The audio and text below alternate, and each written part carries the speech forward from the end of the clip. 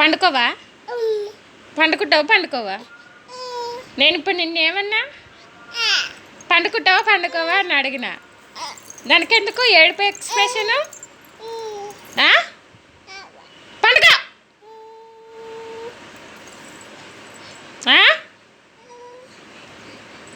పండుకుంటావా పండుకోవా? పండుకో. పండుకో మరి.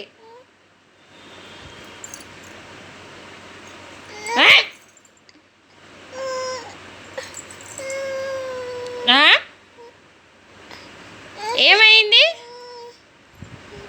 ఏమైంది అంటున్నా. నువ్వు పండకున్నా పండనీయకు, సరేనా? ఇటు సరేనా?